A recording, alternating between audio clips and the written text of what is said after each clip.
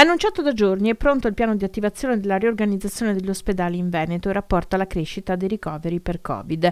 5 le fasi stabilite con altrettanti azioni connesse. Il parametro sono i numeri dei posti occupati in terapia intensiva che si rapportano a 6 in area non critica. In Veneto siamo già nella seconda fase, quella azzurra, con più di 50 ricoverati in rianimazione.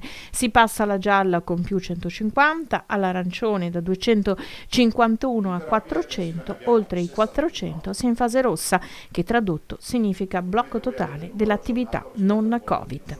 Ogni fase poi attiva delle misure. La fase 1 prevede l'utilizzo dei posti letto isolati in ospedale a bespoke, vuol dire che nella fase 1 fino a 50 in terapia intensiva utilizzi gli ospedali a macchia di leopardo, isoli i pazienti Covid, ma non sconvolgi nulla nei reparti. A bespoke vuol dire che tutti si curano il proprio paziente. Arrivati ai 151 pazienti in terapia intensiva c'è fase 3, la gialla. Si attivano i Covid hospital. Allora noi li abbiamo attivati a 111 pazienti in terapia intensiva, ve lo ricordate, ve l'ho detto prima. 13 marzo, 111 pazienti in terapia intensiva, Covid hospital. Qui li attiviamo in terza fase a 150 pazienti, non perché ci siamo distratti, perché intanto i pazienti di allora restavano anche 30-35 giorni dentro nelle terapie. Allora si aspettava in ospedale la negativizzazione.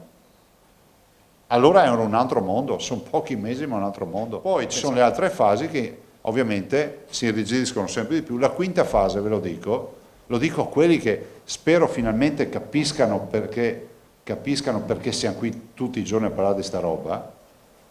La quinta fase dice, quindi sopra i 400 in terapia intensiva, sospensione attività ordinaria degli hub, cioè gli ospedali si occupano solo dei Covid.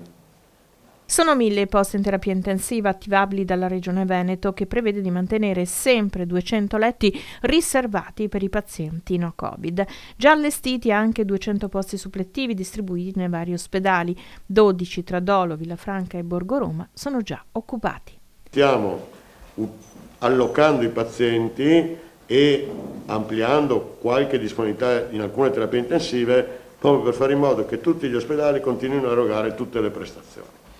Il piano poi sarà ricalibrato su base provinciale a seconda delle necessità. È un piano esclusivamente per la gestione degli ospedali. Per quanto concerne iniziative legate all'incremento dei positivi, invece, al momento Zaia non ravvede parametri per attuare alcun coprifuoco.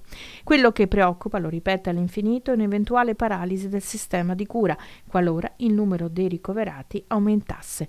Indossare la mascherina, il mantra per la prevenzione. Ma volete capire che questa patologia ha un piccolo particolare, ci riempie gli ospedali e quando sono pieni non riusciamo più a curare i pazienti classici.